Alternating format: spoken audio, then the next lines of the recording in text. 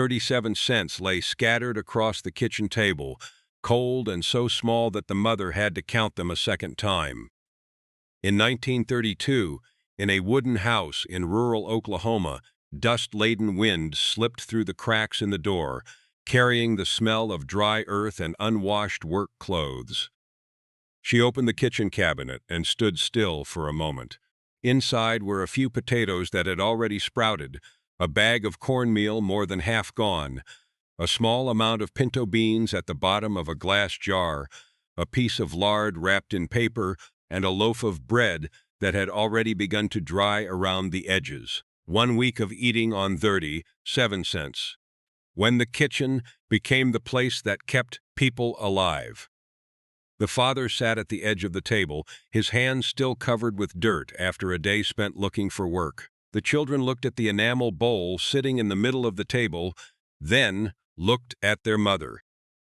They were already used to that moment, the moment when adults stared into the kitchen cabinet longer than usual. During the years of the Great Depression, many families no longer asked what delicious thing they would have for dinner.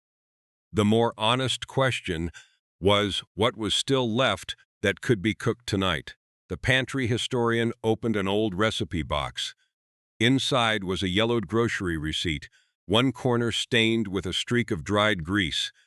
Written faintly in pencil was the line, 37 cents left for the week. Beneath it were a few brief notes such as beans again, cornmeal supper, and potato peel soup.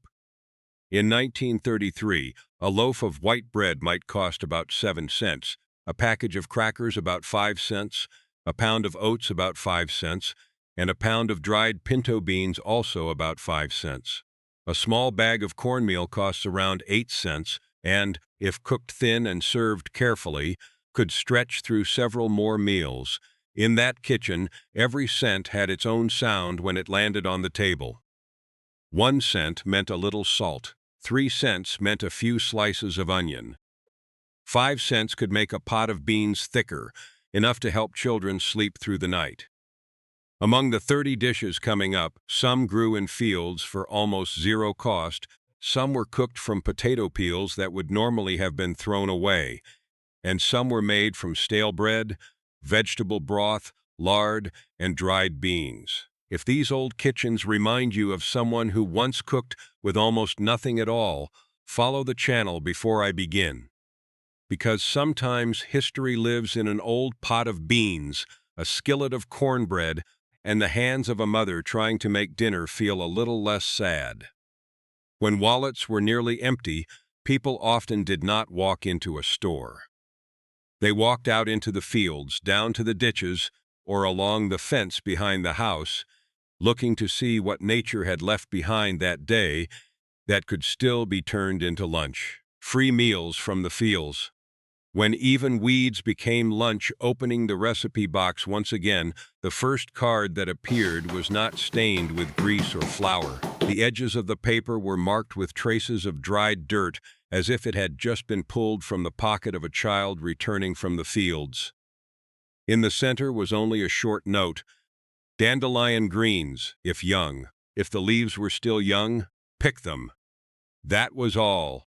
Behind those brief words lay an entire era when lunch began in the fields rather than at the grocery store. Dish number 26 was the endive and lettuce green salad. In 1932, in many parts of Appalachia and the American South, this vegetable cost almost nothing because it grew along fences, in yards, and beside fields.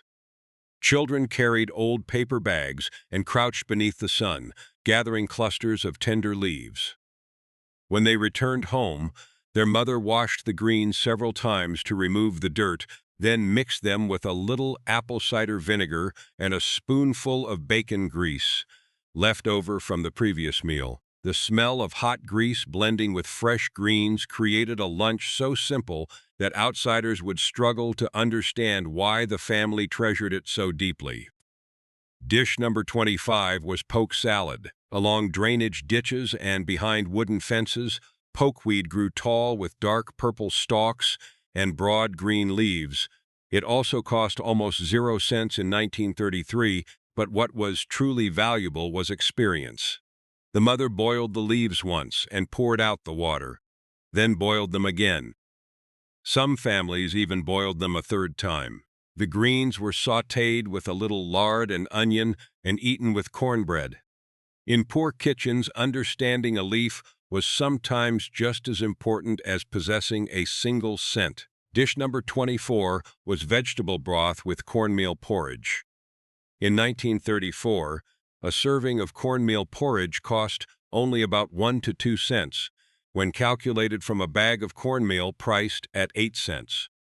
After the vegetables had been removed, the remaining liquid at the bottom of the pot was still kept. The mother poured that dark-colored broth over a bowl of hot porridge. The flavor of vegetables, salt, and the little bit of grease left behind gave the meal more taste. In many kitchens of that era, even the liquid left at the bottom of a pot still had value. Wild greens and vegetable broth helped people survive the hardest days. But when evening came, hunger grew strong, and the children gathered around the table waiting for supper. Many families returned to the cheapest things in the kitchen cabinet: cornmeal, stale bread, watered-down milk, and crackers. Cornmeal, bread, and milk. Bland dinners that kept people alive. The next recipe cards in the box carried almost no lingering smell at all. There were no stains from tomato sauce and no traces of bacon grease. Just a few short notes such as cornmeal mush, bread and milk, and crackers in milk. Reading them aloud makes them sound more like meals for a hurried day than dinner for an entire family. Yet, during the years from 1932 to 1934, they were a common sight on the tables of countless working-class homes across America. Dish number 23 was cornmeal mush. In 1934, a 2-pound bag of cornmeal cost about 8 cents and could last through many meals if the cook measured every spoonful carefully. The mother stood beside a pot of boiling water, sprinkling the meal in slowly while stirring constantly with a wooden spoon. Steam rose from the pot, carrying the faint scent of grain. That evening, the family ate hot mush with a little salt. The remaining portion was poured into a tin mold so it could be sliced and fried the following morning. One quiet dinner stretched into the next day. Dish number 22 was bread and milk. A loaf of white bread in 1933 cost about 7 cents. The bread was torn into pieces in a bowl, then covered with just enough milk. Within a few minutes, the soft center absorbed the liquid and expanded, making the bowl appear fuller than it had at first. The sound of spoons tapping against enamel bowls echoed steadily through the dim kitchen. Many children later forgot the taste of the meal, yet still remembered the feeling of holding a warm bowl in their hands during a long winter evening.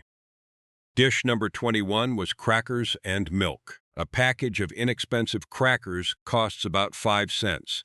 The crackers were broken into pieces and soaked in cold milk. For families who had once lived comfortably before 1929, this meal carried a great deal of bitterness.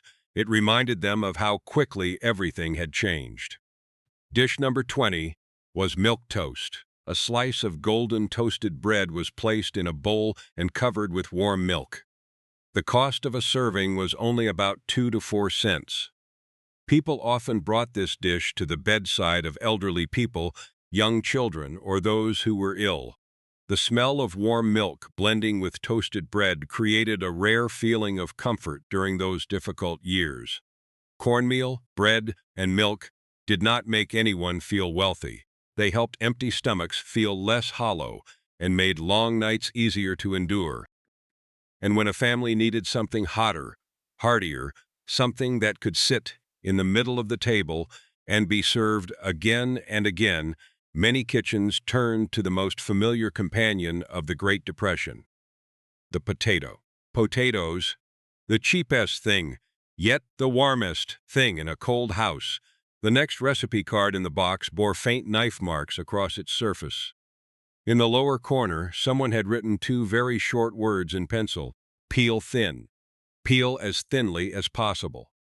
Those 2 words alone, are enough to carry a person back to a winter kitchen in 1933, where every bit of potato lost meant dinner became a little smaller. During the years of the Great Depression, potatoes appeared so often that they almost became the most familiar sight on the tables of working families. Dish number 19 was potato soup. Potatoes were cut into small pieces and dropped into a pot of water with a few thin slices of onion. When the potatoes softened, the mother used the back of a spoon to mash them gently against the side of the pot, making the broth thicker. A pot of potato soup for an entire family in 1933 usually cost only about 5 to 10 cents if made with potatoes, onions, a little flour, and salt. Steam rose upward and fogged the window pane. In a cold house, that steam itself was what made everyone feel a little more comfortable. Dish number 18 was potato peel soup. After the potato flesh had been used for the main meal, the thin strips of peel were still gathered carefully. The mother washed them thoroughly and dropped them into a pot with a little onion and a small spoonful of lard. The entire pot of soup sometimes costs only 1 to 3 cents. The faint scent of potato drifting through the thin broth made people realize that the hardest days had come very close. When even the part that should have been thrown away became food, the kitchen was trying to stretch every chance of surviving one more day. Dish number 17 was a potato and onion cake. The potatoes were sliced thinly, layered with onions in a cast iron skillet, and cooked slowly until the bottom turned golden brown.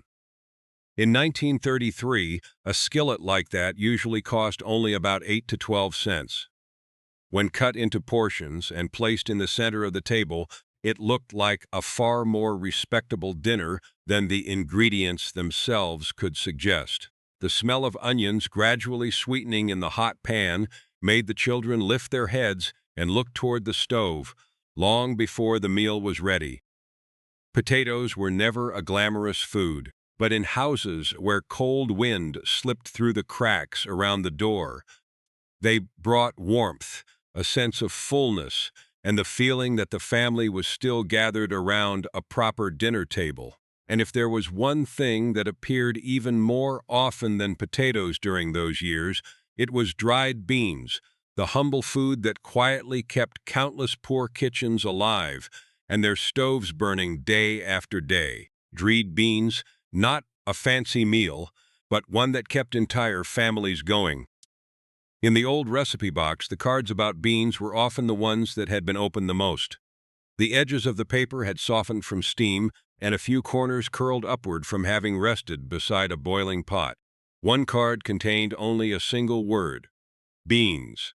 It sounds unremarkable when read aloud. Yet, during the years from 1932 to 1934, for many American families, that simple word meant dinner, tomorrow, and sometimes even an entire week that could continue. Dish number 16 was navy bean soup. The white beans were soaked overnight and by morning had swollen inside an old enamel bowl.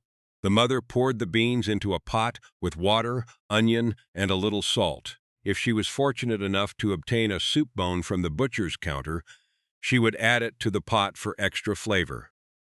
In 1934, a pound of dried navy beans cost about 7 cents, and a large pot of soup for several people usually cost only around 10 to 15 cents.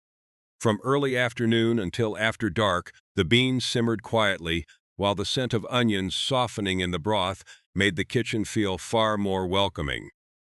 Dish number 15 was pinto beans with cornbread. A pound of pinto beans in 1933 cost only about 5 cents.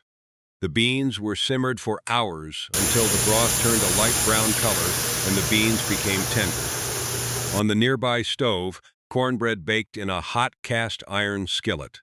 When a piece of cornbread was broken into a bowl of beans, the soft interior absorbed the broth and became even more flavorful.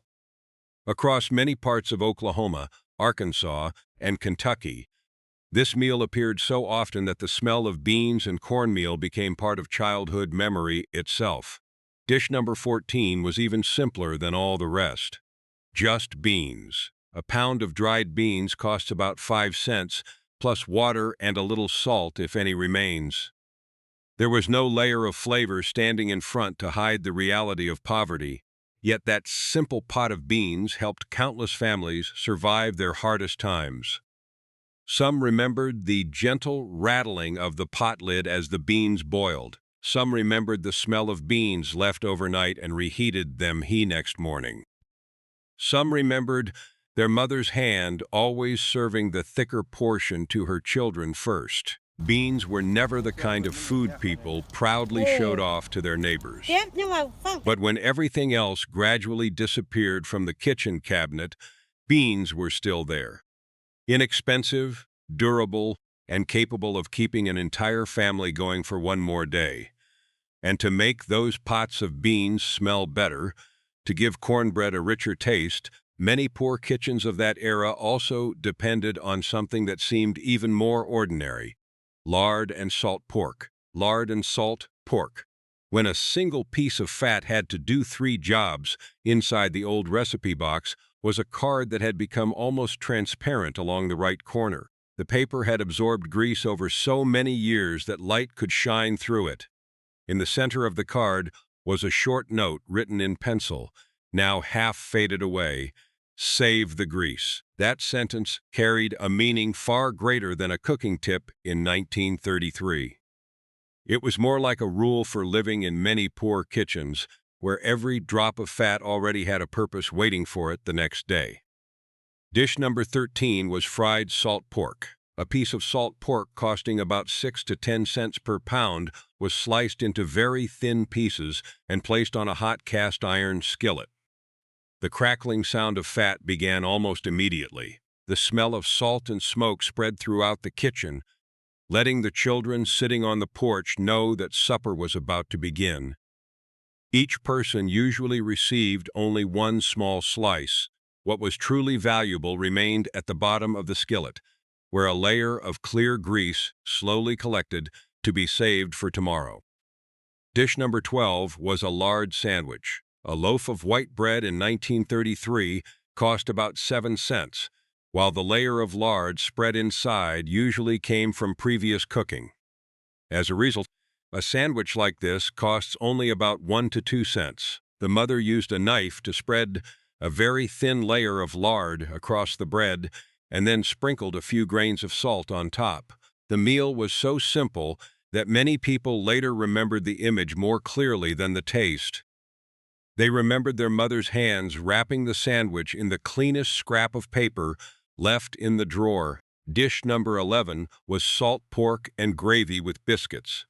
After the pork had been removed, the remaining hot grease was stirred together with flour and then mixed with water or watered-down milk. Within only a few minutes, the smooth gravy covered the hot biscuits. A meal for an entire family usually costs only about 10 to 15 cents.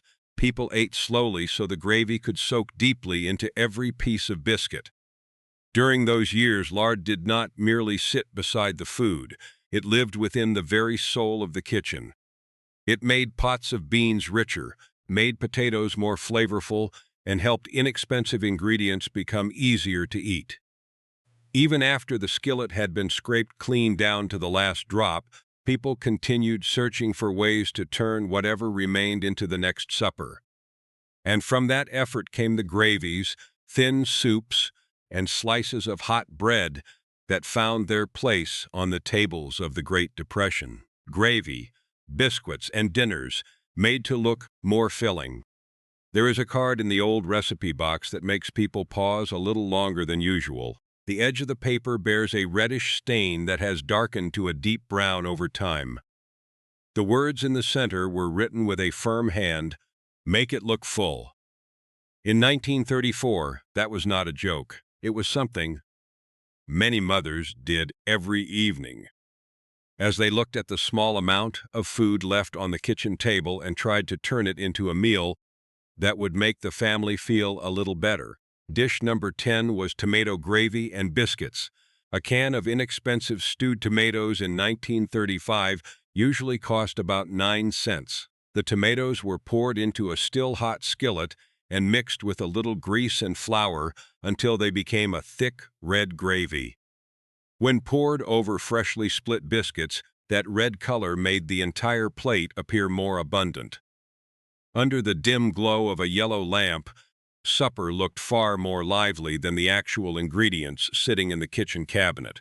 Dish number 9 was American-style egg soup. One egg in 1933 cost about 2 to 3 cents. The mother cracked the last egg into a bowl and beat it thoroughly. As the thin stream of egg flowed into a pot of gently simmering water, pale golden ribbons appeared within the rising steam.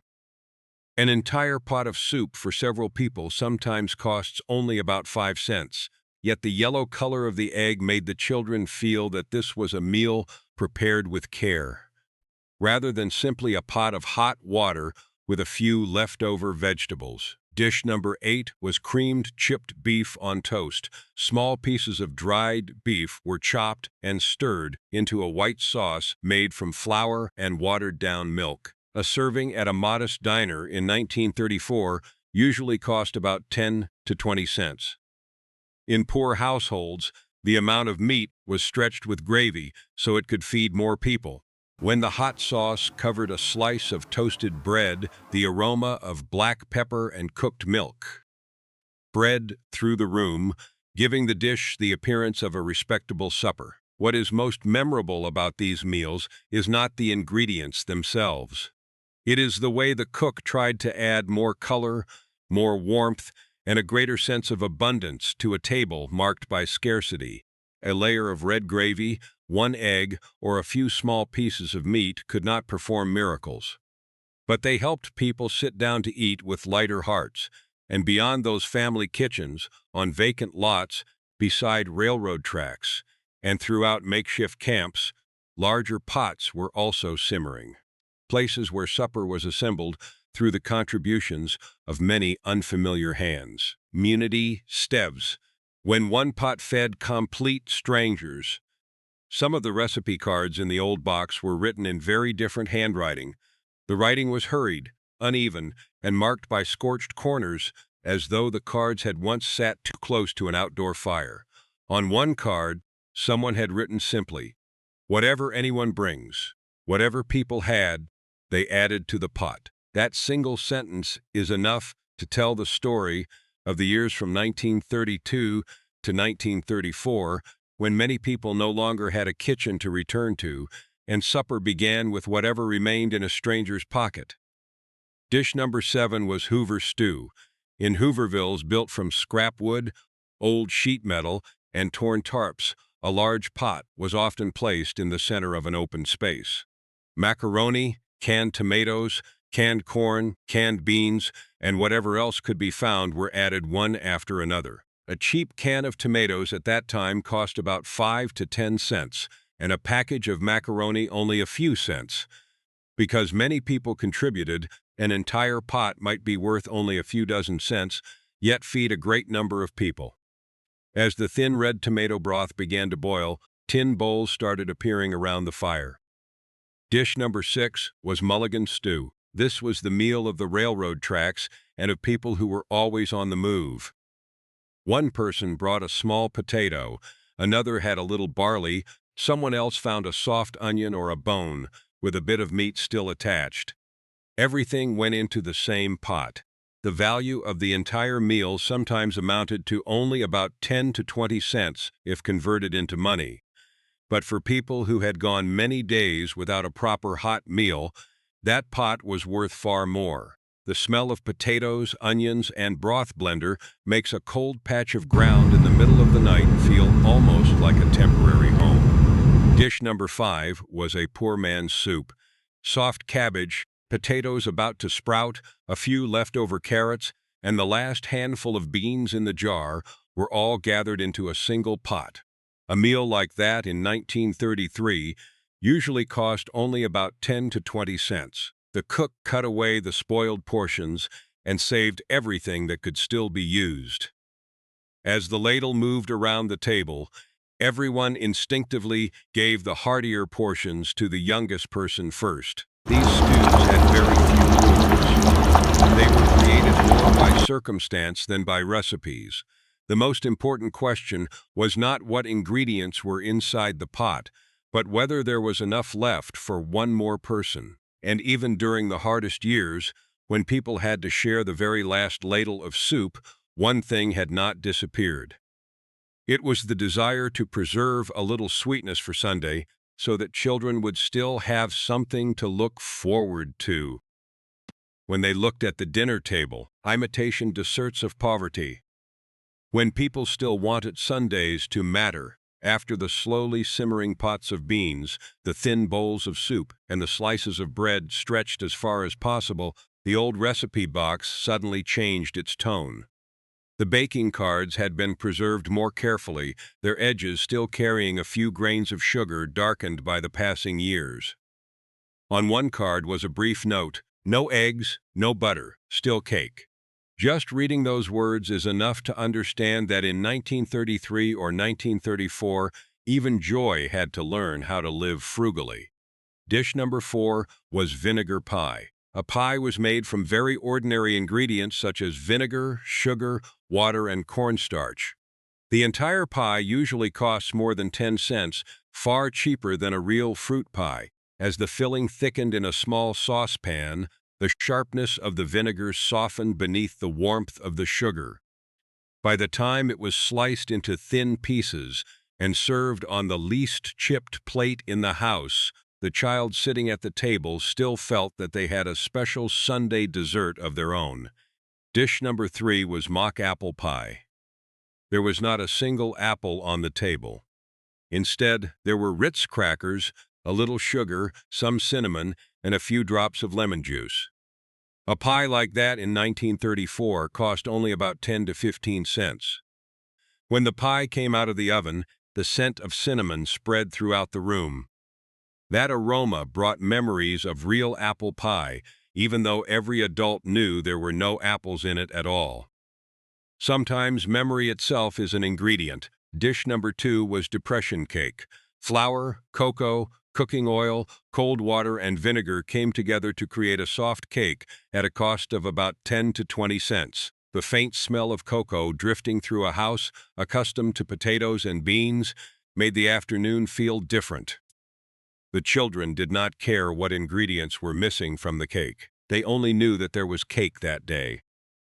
Dish number 1 was bread pudding with whiskey sauce.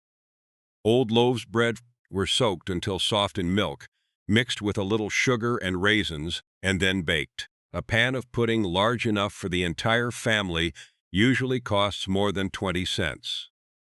When the warm sauce flowed over the golden brown surface, things once considered leftovers suddenly became the most anticipated treat of the weekend.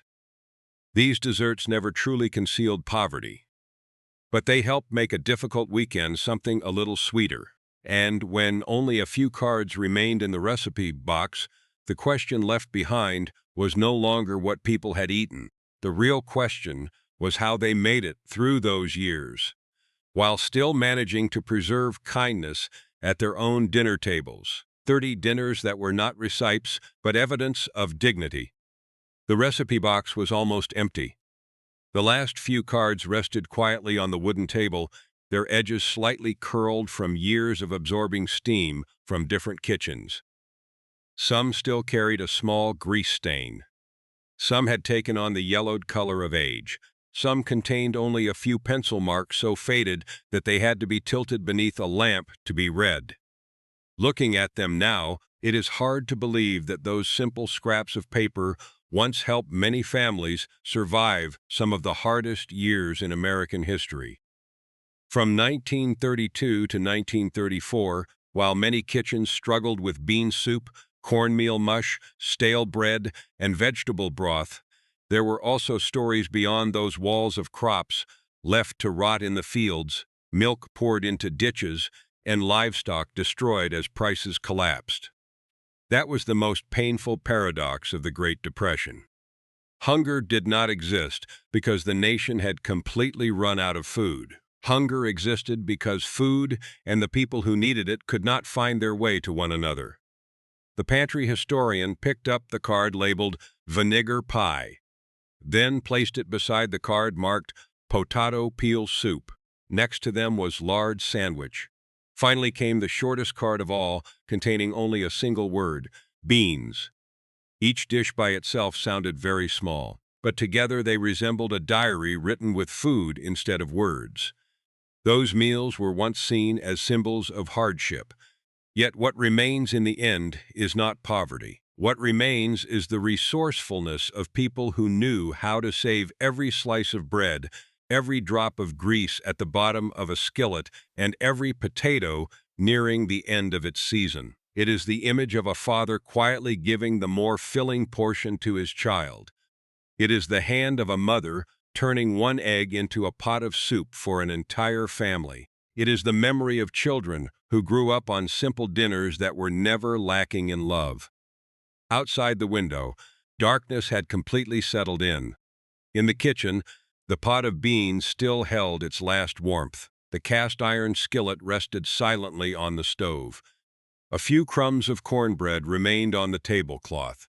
The pantry historian placed the final card back into the box and slowly closed the lid. If your family once had a simple dish like these, a meal that sounded ordinary yet remained unforgettable for years, tell its story in the comments. Who was the person who cooked it? And do you still remember its smell? Because sometimes the thing that carries a family through its hardest days is not a grand feast. It is only a pot of beans with enough left for one more ladle, a slice of bread that has not been thrown away, and someone still standing by the stove, trying to make sure tomorrow can begin.